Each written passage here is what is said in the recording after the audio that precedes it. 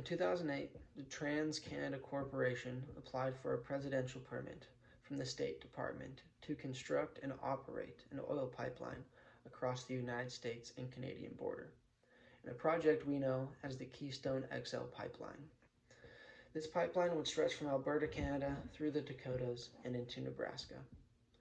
It would then tie into the southern refineries in Texas and the Gulf of Mexico.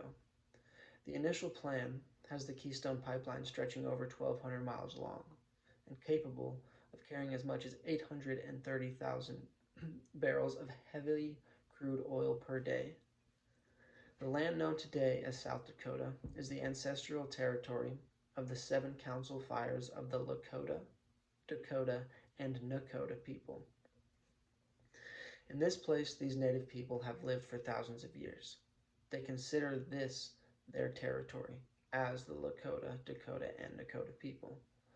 They do not define their territories as colonial boundaries that have been set forth by the United States government, but instead where their people have existed for generation after generation. The pipeline's proposition does not have its construction passing directly through federally recognized reservations.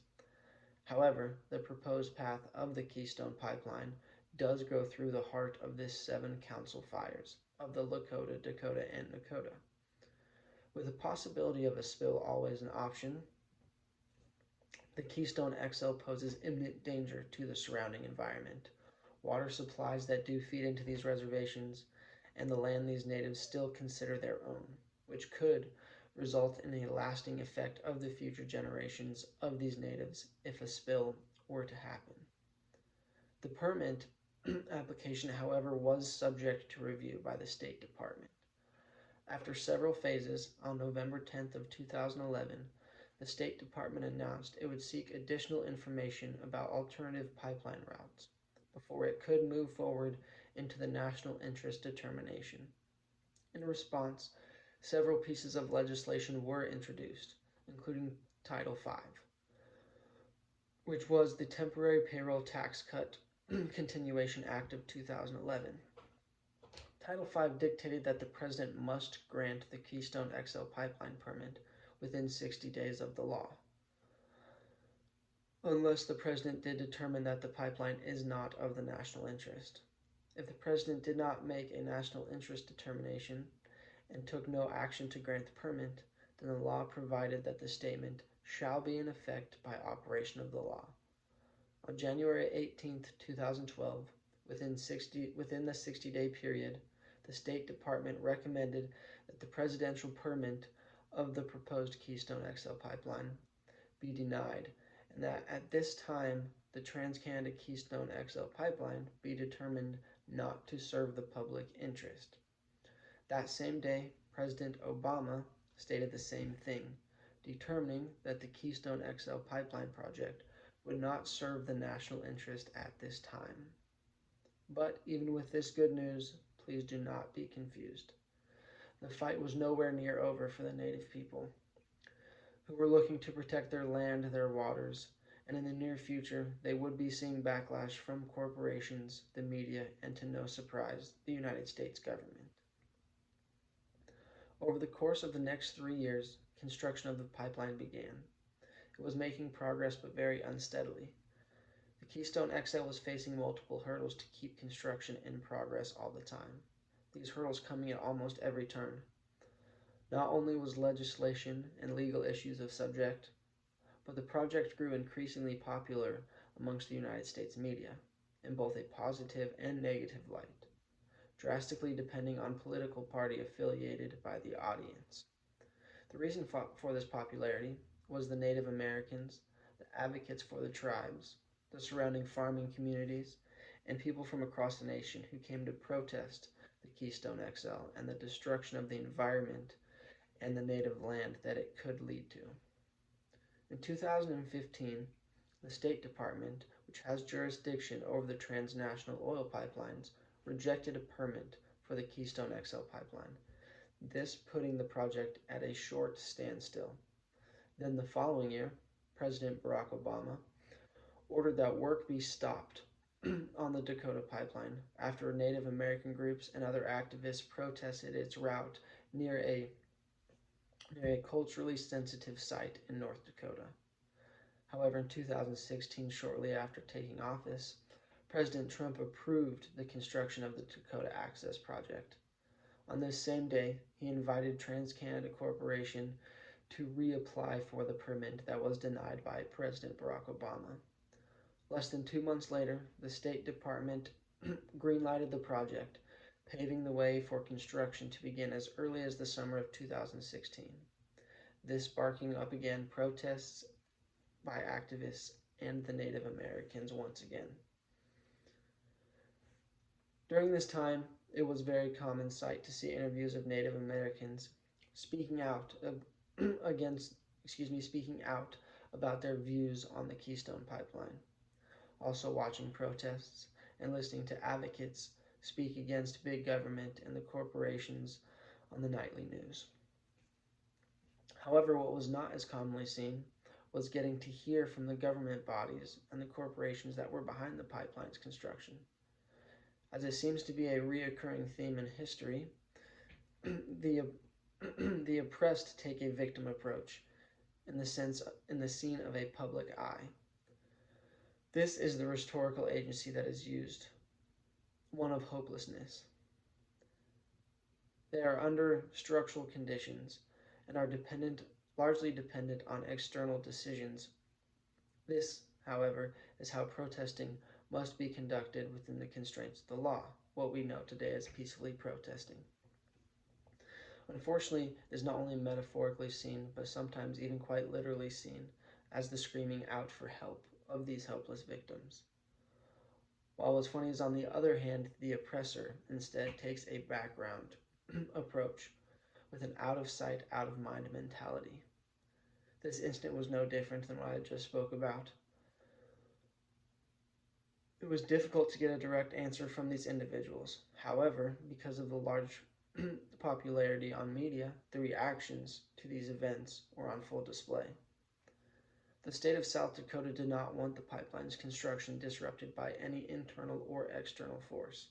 In response, they passed what's called the Riot Boosting Act, a law that, in the eyes of protesters and natives, was designed to silence free speech and the right to peacefully protest against the pipeline.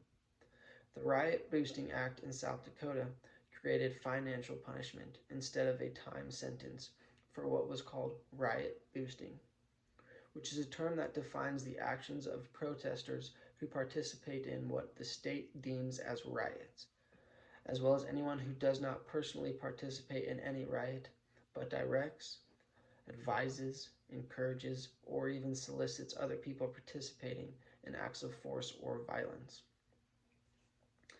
This act gave the state authority to sue rioters and even their supporters, making it extremely intimidating for advocates to speak out against the pipeline, as citizens were subject to what the state deemed as a riot or an act of violence.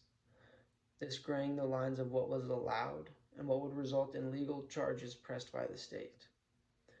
This meant that the NDN Collective, which is an Indigenous-led organization dedicated to rebuild Indigenous power, must either refrain from encouraging or organizing pipeline protests, or to expose themselves to the prosecution and civil liability under the criminal status of the Act.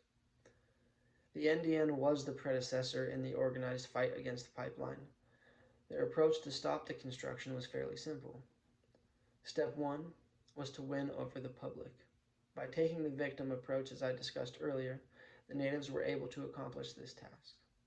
While not everyone took pity on the natives, the saying, even bad attention is good attention, rang true. This simply shown, as the popularity of this issue grew, the native issue became a national topic.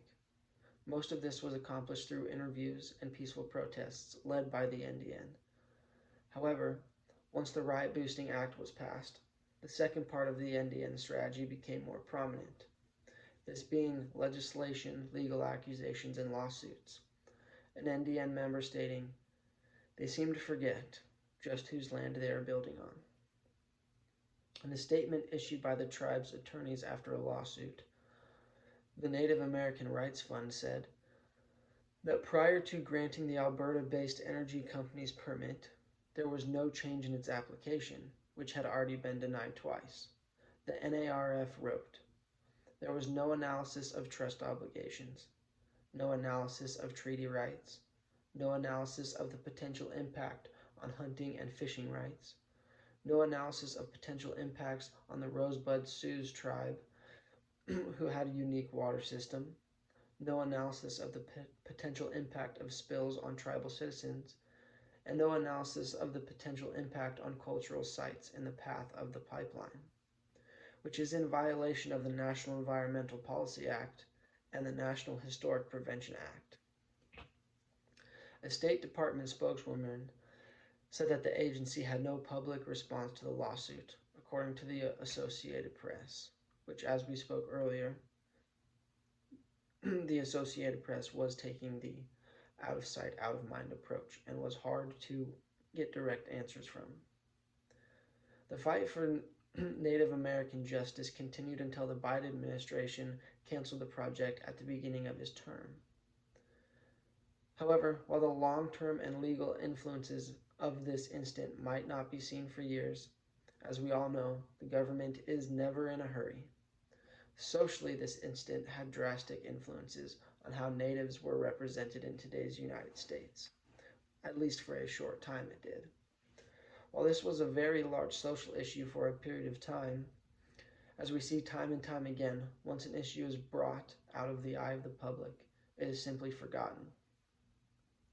As we have seen with other social movements such as Asian hate or even BLM, once the news coverage stops, the people stop talking about it.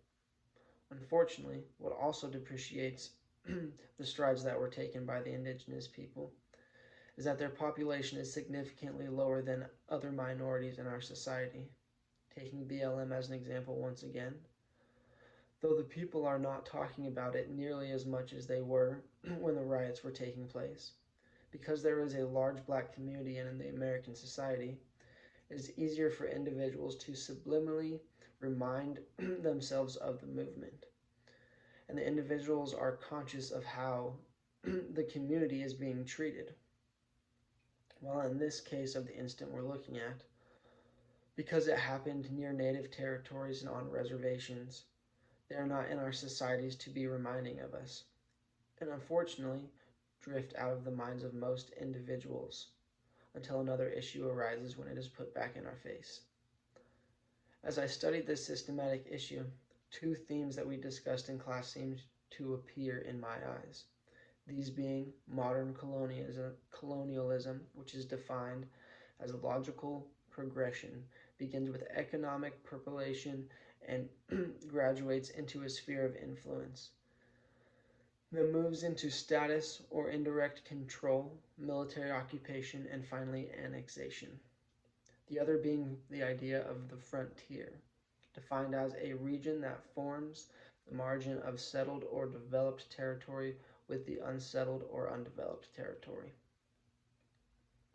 Modern colonialism is showcased in this proposition, as we have already seen where the indigenous people have been put in, as we have penetrated their economy and their sources of income, influenced them as much into Western culture as possible, and use indirect control of their resources and legally and to some degree have already annexed them to reservations. In this incident, what we see is the manipulation of this already colonialized people and taking advantage of them. The idea of the frontier, however, has changed.